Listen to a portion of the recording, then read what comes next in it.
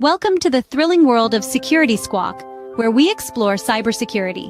Guiding you through online threats, we'll aid you in understanding safety protocols and trends. Meet our gurus, Bryan from Exact IT, Reginald from Arc Solvers, and Randy from Tech Rescue. Together, we'll delve into current events and hot cybersecurity topics, helping you comprehend their impact. Stay informed, stay secure. Security Squawk, the business of cybersecurity. Buckle up, let's dive in. What's up, everyone? Welcome back to the Security Squawk Podcast. I'm Bryan, one of your co-hosts here with Andre and Randy. How are you, gentlemen? Hey, good morning. Doing well. Randy, you're in the undisclosed location? Yeah, undisclosed location. All right. So we got a Top secret. A jam-packed but hopefully quick episode for you today. It dives deep into the latest and most alarming cybersecurity events happening around the world. We want to talk about a new brutal ransomware strain, guys. It leaves no chance of recovery. We're going to dive into what that is and talk about that new string. We have national infrastructure breaches happening that we want to keep you informed about. We also have some international cyber conflicts brewing as a result of what's happening over the weekend with Israel and Iran. And we want to talk about some insider threats that have been happening and a massive data exposure involving a familiar brand as a result. So this episode has something for everyone concerned about digital security. Let's dig into the madness this week. Start off, guys, with this number one topic that we have, and a new ransomware called Anubis, and you pay and still lose everything. So it's a new variant. It's taking things to what they're saying as a terrifying new level, not only encrypting victims' files, but wiping them out completely. Whether you pay the ransom or not, it's a cold reminder that paying doesn't always mean recovery. And in this case, it's guaranteed loss either way. So this really deviates from the traditional ransomware attacks that we see, where files get encrypted and then they get restored or decrypted if you decide to pay, or if you have other mechanisms of recovery, like pulling from backups where you don't need the decryption software. This is something new, and I don't really understand it. So I hope one of you two can educate me on where is money to be made if you're leading stuff from a business, or is that not the end game here? So the wiping part is in the mix basically for a PSYOP. So they have the ability to wipe everything. It's not that they're coming right out of the gate and wiping everything. They have the ability to do that. And so then they can hold that over your head. It's just another way to get you to pay, is my understanding. Okay. Yeah, I read it that even though you pay, they're still going to wipe it, which for me wouldn't really be a good business model, because, if once the customer sees that, oh, it's Anubis, well, let's not pay because we're wasting our money. So hopefully what you're saying, Randy, is more correct. That makes a little more sense. Yeah, there's a quote in the article because I was thinking the same thing. And then there's a quote in the article that says its ability, and it's talking about Anubis, its ability to both encrypt and permanently destroy data significantly raises the stakes for victims, amplifying the pressure to comply. Then there's an M dash, just as strong ransomware operations aim to do. So maybe AI wrote that. Yeah. But another thing that was mentioned in the article is about the 80-20 split. So this is just showing that, you can now, in a sense, resell this, as we were talking in the green room about reselling services. So essentially what's going to happen is you're going to have more affiliates. More people are just going to basically buy this tool, not knowing too much about, hacking and programming and coding. And this is going to be able to kind of fan out a little faster and deploy faster, because you have more people saying, all right, I'm going to get this tool, I'm going to now deploy it, and I'm going to see what sticks, and I can make 80% of whatever I make on the ransomware side. Right. So in other words, to break this down for you in more layman's terms, right? We're used to ransomware being this thing that kind of happens, and then poof, you've been hit, but the damage already has been done. So in other words, the last thing to pop up is that ransomware note or that message. The encryption has already happened. In this case, they're not doing any of that legwork. They're saying, look, we got you. We're in your system. We're deep in your system. And we're going to do this unless you pay us. And if they play chicken and they're like, go ahead, do it, they start deleting files off the system. Yep. And they're like, all right, well, you want us to keep going or pay us? Yep. Right. So that is what's going on here. Right. So it literally, you're going to see files being deleted in front of your eyes if you don't pay. Where do you think this is going to end up? Because quite frankly, I think that's a more effective way of getting money out of people than ransomware. Right. What are your thoughts? I mean, it's a whole cat and mouse game. We always talk about that. And, you know, everything that's ever been thought of in the world of crime, cybercrime, has not been thought. I mean, everything that will be thought of has not been thought of yet. And as opportunities come up for whatever reason, they're going to roll out stuff like this. Well, you know? right. It's the evolution of Yes. the whole, right, because ransomware is just easy right now. I mean, quite frankly, it's easy if you know how to deploy it and do it, and you can do it and operate from a country that's not going to put you behind bars for doing it.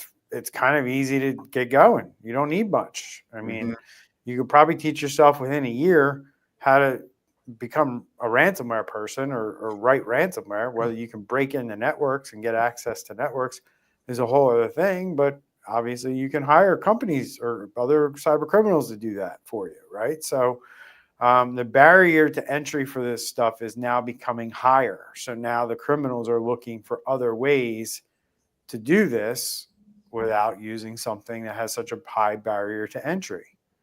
So what an easier way to do it than to send somebody an email or a little message saying, hey, I'm in your system and I'm going to start deleting stuff if you don't pay me by this time.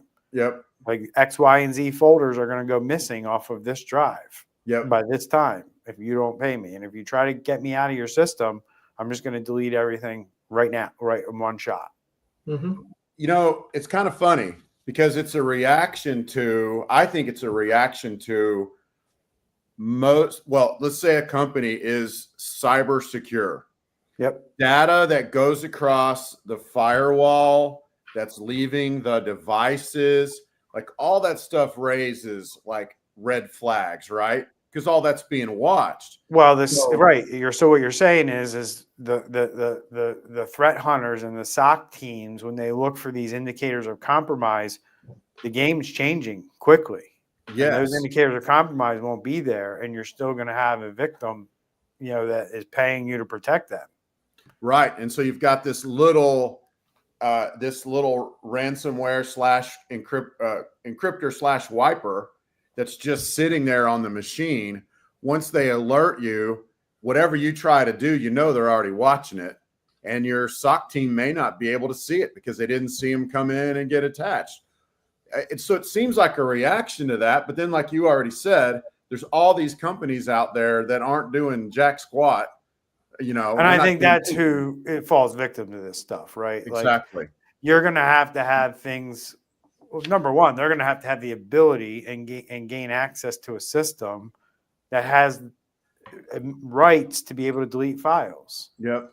Now, you can make that really easy, or you can make that really difficult.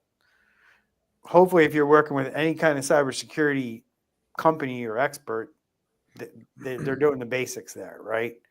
But as we talk about on this show all the time, we see companies not doing the basics get hit with ransomware. So this is going to be very interesting in the next 3-4 years as this plays out. And again, the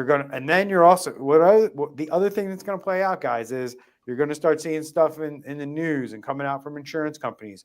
Oh, ransomware is going down. It's, you know, less companies are getting hit with ransomware. Yeah, because this is what they're getting hit with now. Right.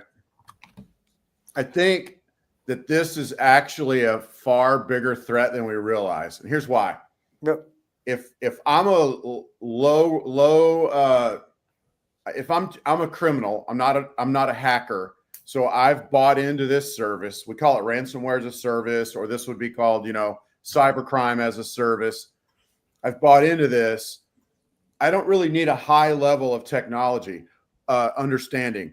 When I'm pulling, if I was doing the old like ransomware plus pulling the data off site, then I got to handle the offsite data. That takes I'm going to have a tech guy on my team to be able to do that.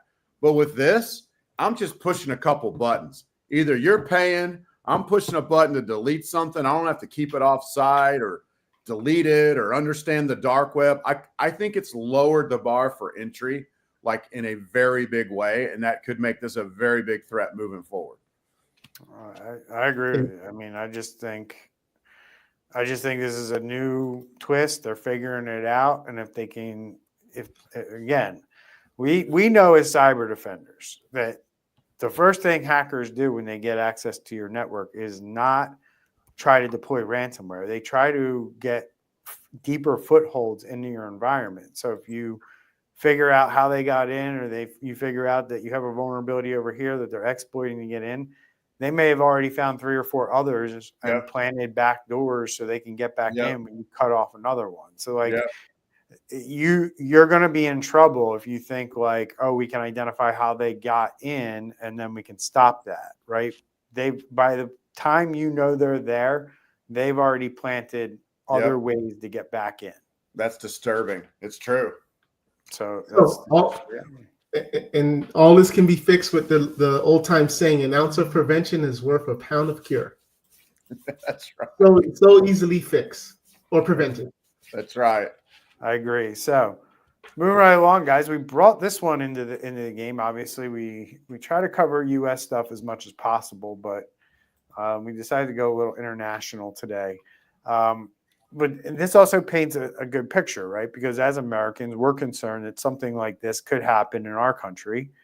So when a major utility company like Nova Scotia Power is hit by a cyber breach, it's more than just a headline. It's a warning flare for the state and their country that critical infrastructure and cyber defense is important. So this particular breach, guys, has raised concern about cascading effects and the government's role in securing power grids and other critical infrastructure that really today, I mean, if the power goes down, it's going to create massive issues. I mean, we had a little blip on Friday with Cloudflare that caused ChatGPT to go down. And that, as humans, we just learn what it's going to be like in the future when we don't have AI, at our beck and call. I saw a lot of craziness on Friday, as this was going on, mainly around the fact that people lost access to their ChatGPT, which is wild to me. Because expected. Look, Andre, you were smiling from ear to ear. Let's go. You got something to say. Yeah, no, it was a big deal. I almost called out that day. I mean, my personal assistant was not working. You almost called out. Yeah. But it happened in the afternoon.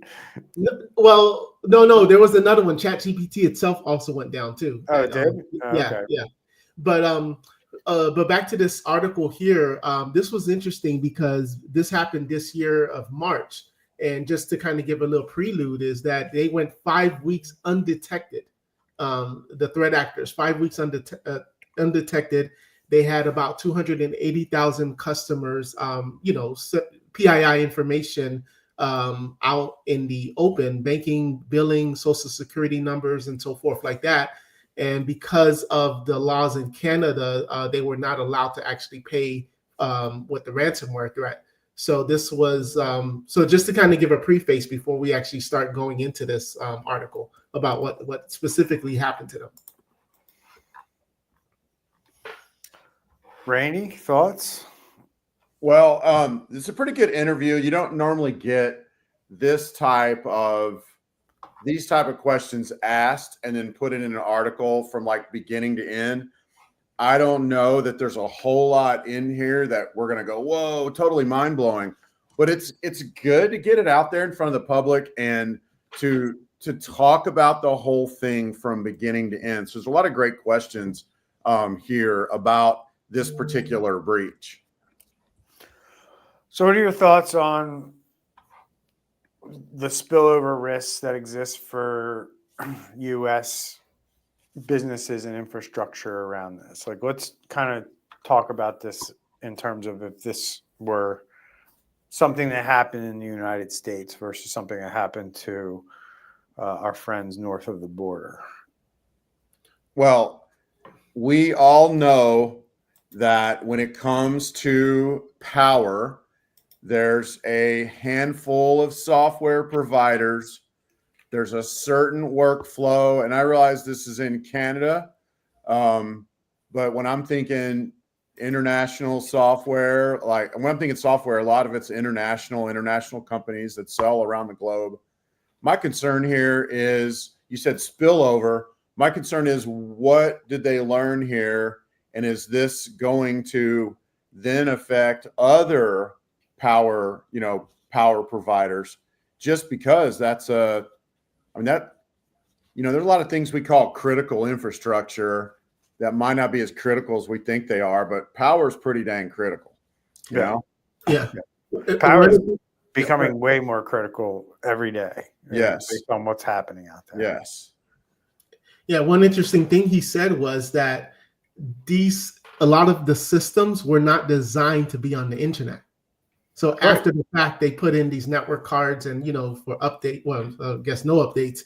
So that was interesting. And another thing is that they had requested $1.8 million for cyber funding, but the red tape, they never got it. So they knew that they had an issue, and they're claiming a month before this happened, they already had they were still waiting for $1.8 million for this. That is crazy. And this should have been hopefully was a wake-up call for Canada. Because most countries, you have, Nova Scotia Power, blah, blah, blah. Most countries, everything's interconnected in a power grid. And I know that's power and not necessarily, on one giant network, but this really should be a wake-up call. And, this could lead to catastrophic results if like the criminals were allowed to take these power places offline.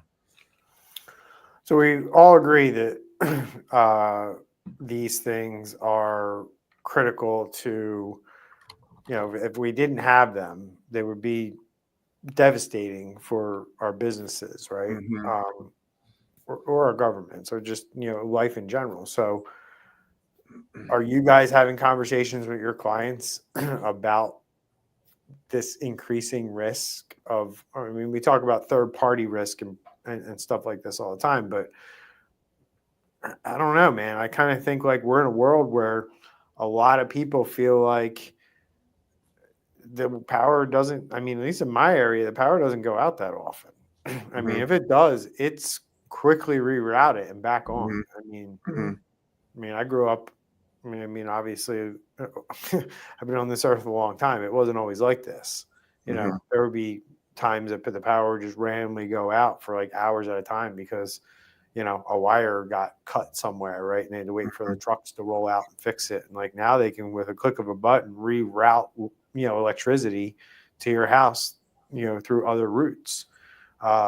So, they built the power grid to be that resilient in a lot of areas. So it's kind of like, I don't know, you guys, I look at it as like, it's like water. If I go over to a light switch, I expect the lights to go on, right? So when we get that comfortable with utilities, that's when I think the risk kind of enters in, that we don't think that these things will ever happen to us, right? And there's a prime example. We're having a conversation right now with a client about, upgrading what they have in their server, / closet room in terms of power redundancy.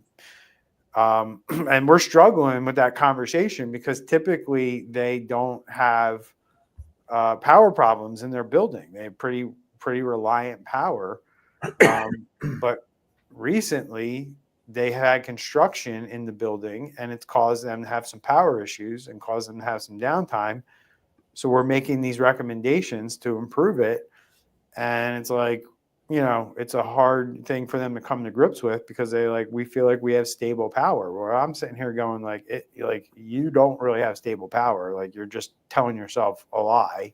You need to get this in there, but they want to wrestle with this decision. And I don't get it. Like in this particular use case, are we talking something that is like critical to like them continuing to do business?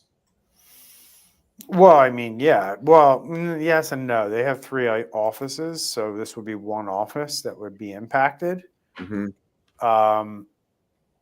And I guess that's why they're minimizing the risk as well, because they feel like they can just send their people home. Mm. I think you already mentioned it, but the Cloudflare outage, which by the way was a third party something they use, is what I heard. But that outage really ought to make people see how much we rely on a digital economy, and all of that is powered. And if without the power, we can't even have that. So you think that Cloudflare outage was bad? I mean, imagine if you couldn't get in at all to anything because power was out. So go ahead. Yeah, no, I was just going to say, did some research and they had asked that $1.8 million to fix their cyber security. And now they're estimating the cost to be 3.5 to 6 million. Yeah. Everybody always underestimates what it costs to do this. It's what I said to you guys in the green room. I mean, it seems to me, based on what I've been looking at over the past 12 months, is like companies have invested in, again, these things that we warn are not silver bullet solutions, right? They've invested in a tool like a CrowdStrike or a SentinelOne, thinking that that's enough. And part of it is they're getting hosed by the marketing and salespeople of these companies, right, who represent their products as the end all be all for cybersecurity, right? So, it's only a matter of time before the world figures out that, these 2 tools aren't the end all be all, right? But there's just too many companies that aren't doing anything, right, that get hit first. Like eventually, when everybody starts doing these things, eventually they're going to go at, just like they go after Microsoft exclusively, they will go after these security companies exclusively. Mm-hmm. There are 2 or 3 firewalls, in my opinion, that get attacked more than the rest of them. Yep. Right. And there's a reason for that. Right. So this thing's yet to play out. We will definitely learn more. But small businesses, the lesson learned here at the end of the day is you need to be prepared for extended power outages as a result of a cyber attack. You need to figure out what that's going to look like for your business. Right. And these types of power grid things that we're talking about, if your disaster recovery plan is to send people home and everybody lives within a 20, 30 mile radius of your office, chances are they're not going to have power at their house either. Right. So unless you can kind of get people to another area of the country, having that kind of a backup plan is not going to be enough. And you're going to be sorely disappointed when you can't do business as a result of something like this. So consider it. And take our word that this is only going to be something that increase down the road. Last week it was the grocery store, and now this week we're talking about power. Yeah, well, we keep looking at AI as the end all be all, and then this is going to sneak up and punch you in the face all the time until we deal with it. And you don't have to worry about the cyber criminals because you got enough going on inside your own 4 walls or 12 walls or 18 walls or however many walls you have. Cyber threats, you think of these hooded guys in faraway basements, but the real threat might be a familiar face. Insider threats, international or accidental, are one of the most overlooked risks that companies face when it comes to cybersecurity today. So let's talk about it, guys. What is the actual difference between an insider? Let me back up. It's pretty self-explanatory what an insider threat is versus an outsider threat. So I don't want to go there. But how do we distinguish between something that might be accidental or something that may have been done on purpose? So I'm not looking for anything. Well, they're both real. They're both real, but look, you can have Sally in marketing who didn't know she wasn't supposed to click on that email or open that attachment. That wasn't malicious, right? And then we also have cases where, we know of IT companies, other MSPs, IT people that work in departments that are disgruntled and decide to do something to that company, steal information and sell it, steal information, give it to a competitor, steal information and go to a new job with it, or deploy malware. So what safeguards or monitoring should companies implement to detect and prevent these types of threats? What are your thoughts? Well, I would say being careful first of all, permissions, right? Like making sure that it's only like the need to know basis. So if Zero trust. Yeah, zero trust. So if you have different departments, the marketing should have like back in the days, I remember everybody would just have the Z folder, and the Z folder was where everybody just put payroll, marketing, accounting, doesn't matter. So essentially putting permissions in place so that when you have an employee start, you specify which folders and what type of access they can get in the company, and then have a process that when the employee leaves, that access is revoked. And then I'll let Randy talk about the third-party vendors and how much information you should or should not be giving them. Well, I was going to add, so you could still have a Z drive. There's just nothing be on your Z drive that you don't care that the whole world would know, right? So you're not putting payroll on there. You're not putting company secrets. If you have to have a shared folder like that, one, it would need to be a folder that everybody needs access to. And two, it would be stuff you wouldn't want to get leaked out. But I think also, Bryan, we ought to be like, your machine, your systems need to know when weird stuff happens, like we talked about in the last segment. Needs to know when data goes off of the network, over the firewall, when people download like more than like 10 or 30 files, something like that at a time. Like there ought to be some kind of an alert, because then you can see a pattern. If you've got one person that just starts downloading a bunch of data, it could be that person is hacked, or it could be that person's about to download all the data so then they can quit and go somewhere else with it, right? So I think it all really can be summed up with what Andre said, is just we got to look at everything from a zero trust, and like all the way from top to bottom. Like, what do you need access to? What don't you need access to? Limit that, and then be aware through cybersecurity controls. Be aware of what's going on in your network. By network, I mean it might be a physical network. It also could be your 365, your other cloud apps, and just be aware of what's going on. You ought to be able to have insight into those things. You need to have insight into those things. Yeah, one of the things that this article kind of dove into, along with your typical insider threats, is considering the third parties that we've mentioned, right, as part of that group of people who has access to your internal stuff, right? So we live in a world today where, I would say, maybe 15 years ago or so, working with contractors or subcontractors or hiring what's known as VAs today, right? They don't work, they're 1099 or whatever you want to call them, right? That was more for bigger companies, and that's over the years has permeated down to small businesses. And it's a very common thing for small businesses to outsource functions of their business. And what I see from companies that don't have awareness around this stuff is they treat these third parties like they would an internal employee, right? So maybe they just give them an account, and that account has access to everything, right? Does that third party need access to everything? Probably not, right? So that's what we're saying to consider when we're talking about this stuff. Like when we're trying to say, like, hey, you got to have zero trust, right? You gotta evaluate what you're giving that vendor access to, and it should be nothing at first, and then you kind of turn on. We have the tendency to do it the opposite way, where we just get them access. They have access to everything. And if you don't think about going in and turning things off, which kind of is the harder way to do it, that's why people don't do it.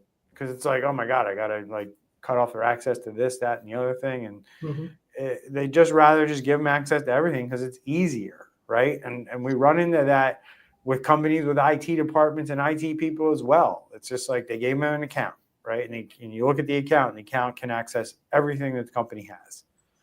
And you're like, oh no, right? Like, so these are the things that we're talking about. It might not, you don't have to use a zero trust tool. You don't even have to put zero trust. You don't have to do zero trust implementation per se. You just have to limit access. And that's ultimately, at the end of the day, zero trust is more of a methodology in my brain. The real thing that you're doing is limiting access, right? And people should not have access to things that they don't need to do their job.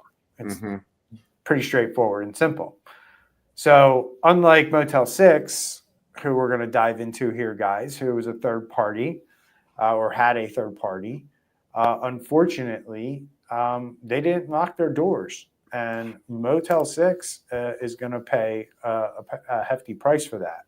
And they're finding out the hard way after customer and employee information was found exposed on an investment firm server. Once again, a third-party breach causing first-party damage. So what are your thoughts here? I mean, we don't want to kick a dead horse, but what can we learn from this particular situation? Well, this one was a little new because typically we get, hey, social security numbers, date of births and, things like that. But this one, they're actually like, we're looking at pictures of incidents. A lot of times people that go to Motel 6 may be in a different time of their life. Let's put it that way. So we're seeing drug overdoses, police arrests, a lot of interesting stuff that if maybe in your younger days, that's what you did. And now this information could possibly be out, police reports and things like that. So interesting. Yes. I mean, I don't know why. Again, this goes to like what Randy was saying, like where are you putting this stuff and where are you keeping it? Like if anything, when you're talking about limiting access and segregating data, like stuff that Andre just described should not be in with like your typical like rental, like, or meaning like, hey, I checked into a hotel and I stayed a night, right? But if the guy next to me did the same thing, but he had an incident and now this is attached to the same file and going to the same place, that's crazy to me. It sounds like there was an investment company, and this obviously the investment firm's server, they were doing some sort of due diligence as they're looking to buy hotels. And I guess they're looking at these incidents and things like that to determine, do they have liability or whatever, blah, blah, blah. So they're ingesting. You're too nice. You're giving them the benefit of the doubt.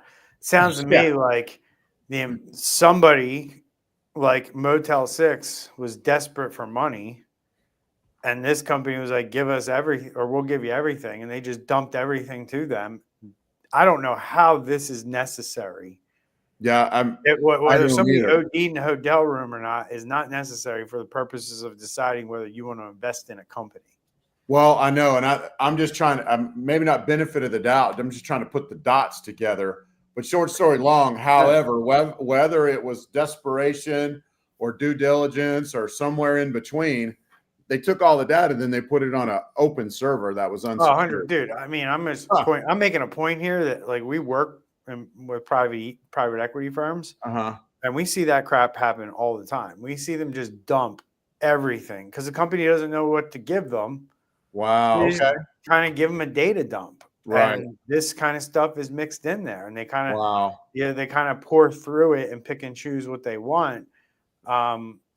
It just goes down to number one, no structure on Motel 6's side, and then they don't, when they have to do something like this, they don't want to take the time to scrub through the data. If they took the time to set it up correctly from the get, then they could have sectioned it off from there and said, okay, we need to give them these folders, and these folders, but not that stuff over there. And it's probably not set up that way. And we see this happen all the time. And Motel 6 is a franchise, right?